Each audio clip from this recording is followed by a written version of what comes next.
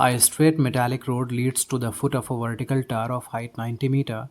From the top of the tower, the angles of depression of two cars standing on the road are 30 degree and 45 degree. We have to find the distance between two cars.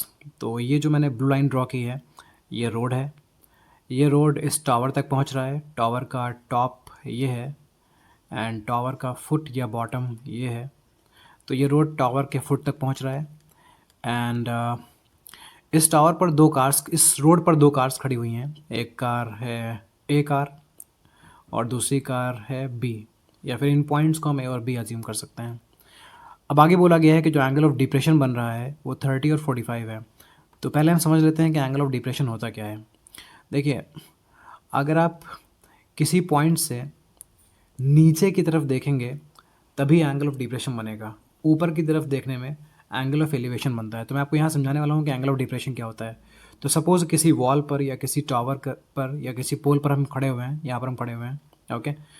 तो अगर आप यहाँ से straight देखें और ground पर किसी object को देखें, ये मान लेते हैं ये ऑब्जेक्ट है, ऑब्जेक्ट को देखें, तो ऑब्जेक्ट को देखने के लिए ये लाइन बनेगी, स्ट्रेट देखने के लिए ये लाइन बनेगी.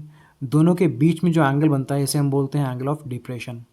एक बार फिर समझिएगा, एंगल ऑफ डिप्रेशन सिर्फ तब बनता है जब आप किसी ऑब्जेक्ट को ऊपर से नीचे की तरफ देख रहे हो. ओके, यूँ ही समझिए कि आप अपनी छत से देख रहे हैं किसी ऑब्जेक्ट को जो नीचे रोड पर है. आप किसी बिल्डिंग के टॉप से या बिल्डिंग के किसी फ्लोर से किसी चीज़ को देख रहे हैं जो नीचे है. तो जब ऊपर से नीचे की तरफ देखते हैं तो एंगल ऑफ डिप्रेशन बनता है. एक बार फिर समझिएगा, जिस पॉइंट से आपको एंगल ऑफ डिप्रेशन समझना है वहाँ से एक बार स्ट्रेट देखिए, स्ट्रेट स्ट्रेट एंड ऑब्जेक्ट को देखिए. अब इन दो लाइंस के बीच जो एंगल बनता है वो एंगल ऑफ डिप्रेशन होता है. ओके, सम स्टूडेंट्स थिंक कि ये होगा एंगल ऑफ डिप्रेशन, तो this is wrong, this is not the angle of depression. I hope angle of depression clear है. अब आते हैं यहाँ पर. तो क्वेश्चन में बोला गया है कि टावर के टॉप से, ये रहा टावर, टावर के टॉप से जो एंगल ऑफ डिप्रेशन बन रहा है दो कार्स का वो 30 और 45 है.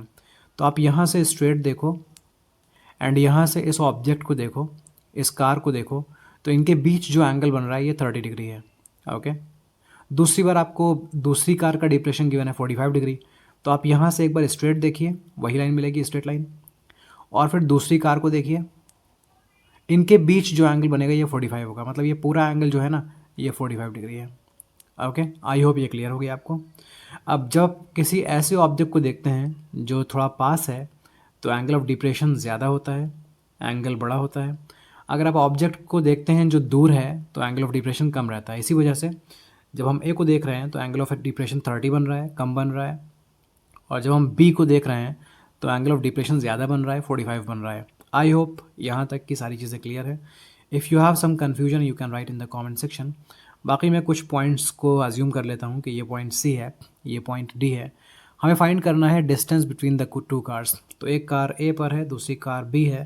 इन दोनों के बीच का डिस्टेंस मतलब ए बी डिस्टेंस फाइंड करना है, ए बी डिस्टेंस फाइंड करना है. ओके, ये क्लियर हो गया. अब आप देखो कि ये दो लाइंस हमेशा पैरेलल रहती हैं. Okay, this line and this line ये हमेशा पैरेलल रहती हैं. तो अगर ये लाइंस आपस में पैरेलल हैं, अगर ये लाइंस आपस में पैरेलल हैं तो you know this angle and this angle will B alternate angles. अगर आप कंफ्यूज हैं कि ऑल्टरनेट एंगल्स क्या होते हैं तो आप यहाँ पर समझ लो. अगर if these two lines are parallel तो जो लाइन इन दोनों को ज्वाइन करती है, कट करती है, उसे हम बोलते हैं ट्रांसवर्सल. देन ये जो एंगल आपको यहाँ दिख रहा है और जो एंगल आपको यहाँ दिख रहा है ये दोनों एंगल्स आपस में इक्वल होते हैं और इनका नाम होता है alternate angle. Okay, these are alternate angles and they are equal. So आप यहाँ पर देखो this line and this line they are parallel और ये लाइन एक ट्रांसवर्सल की तरह बिहेव कर रही है. तो this angle and this angle will be equal. मतलब ये दोनों इक्वल होंगे, दोनों 45 होंगे, दोनों ऑल्टरनेट एंगल्स हैं. तो समझ आ जाना चाहिए आपको कि this angle will be 45 degree. इसी तरह आप देखो this line is parallel to this. मैं वही बात दोबारा बोल रहा हूँ. इस बार आप इस ट्रांसवर्सल को देखो. Now this angle will be equal to this angle क्योंकि ये दोनों ऑल्टरनेट एंगल्स हैं. तो कहने का मतलब ये है कि this angle will B 30 degree. Okay ना.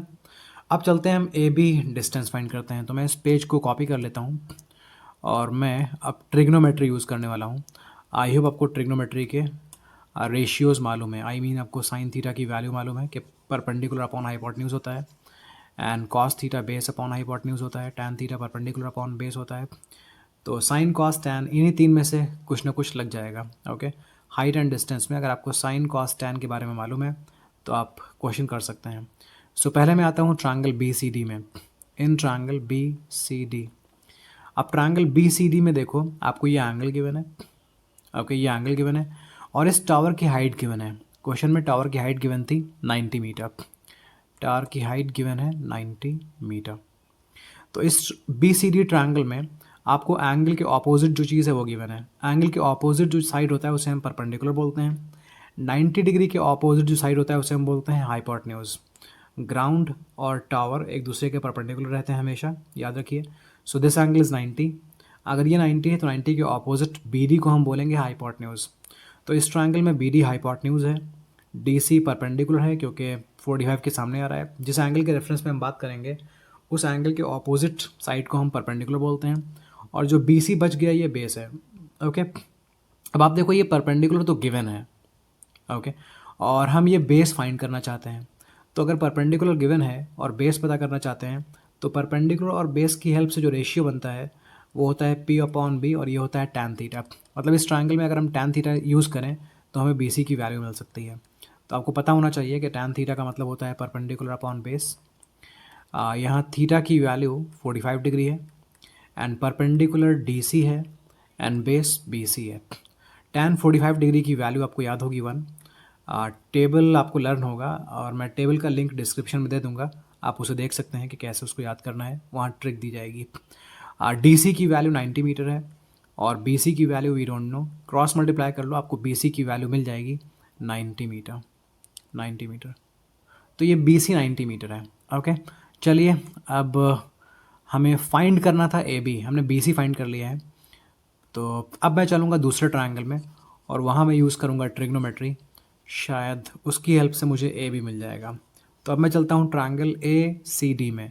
याद रखिए आप राइट एंगल ट्रायंगल में आएंगे तभी आप ट्रिग्नोमेट्री यूज़ कर पाएंगे। तो मैं ट्रायंगल ए सी डी में आ रहा हूँ क्योंकि ट्रायंगल ए सी डी ये ट्रायंगल भी राइट एंगल ट्रायंगल है। अगर इस पूरा ट्रायंगल में देखें तो 30 डिग्री के सामने जो साइड है मतलब डी सी ये परपेंडिकुलर है और 90 के ऑपोजिट मतलब ए डी ये हाइपोटेन्यूज है और ये जो ए सी है ये बेस है। तो एक बार फिर टैन थीटा यूज़ करेंगे क्योंकि हम बेस फाइंड करना चाहते हैं और परपेंडिकुलर गिवन है। हाइपोटेन्यूज हम फाइंड नहीं करना चाहते हैं इसलिए हम हाइपोटेन्यूज वाले रेशियो में जाएंगे भी नहीं। तो हम लिखेंगे tan theta is equals to perpendicular upon base. इस बार थीटा की वैल्यू 30 डिग्री है, परपेंडिकुलर की वैल्यू डी सी मतलब 90 मीटर है एंड हाइपोटेन्यूज है ए सी। अब tan 30 डिग्री की वैल्यू होती है 1/√3 इज इक्वल्स टू 90 अपॉन ए सी। अगर आप क्रॉस मल्टीप्लाई करोगे तो ए सी की वैल्यू हो जाएगी 90√3 एंड √3 की वैल्यू अगर आप क्वेश्चन देखें तो वहाँ पर बोला गया है कि √3 की वैल्यू आप 1.732 यूज़ कर लीजिएगा। तो हम 90 इंटू √3 की वैल्यू 1.732 यूज़ कर लेते हैं। अब अगर मैं 90 को मल्टीप्लाई कर दूं 1.732 से तो मुझे मिलेगा 155.88 मीटर। तो अब मुझे ए सी की वैल्यू मालूम है 155.88 मीटर एंड बी सी की वैल्यू मुझे मालूम है 90 मीटर। तो अगर मुझे दो कार्स के बीच का डिस्टेंस फाइंड करना है तो मुझे ए बी फाइंड करना है और ए बी फाइंड करने के लिए मैं ए सी में से बी सी को सब्ट्रैक्ट कर दूंगा। मतलब 155.88 में से मैं 90 को सब्ट्रैक्ट कर दूंगा और मुझे ए बी की वैल्यू मिल जाएगी। तो ए बी फाइंड करने के लिए मैं ए सी में से बी सी को सब्ट्रैक्ट करने वाला हूँ, ए सी माइनस बी सी करने वाला हूँ। ए सी की वैल्यू है 155.88 और बी सी की वैल्यू है 90, तो इन्हें सब्ट्रैक्ट करने पर आ जाएगा 65.88 मीटर। ये है आंसर। एक बार क्वेश्चन में फिर देख लेता हूँ कि हमें यस डिस्टेंस फाइंड करना था और यही डिस्टेंस है। आई होप ये क्लियर है।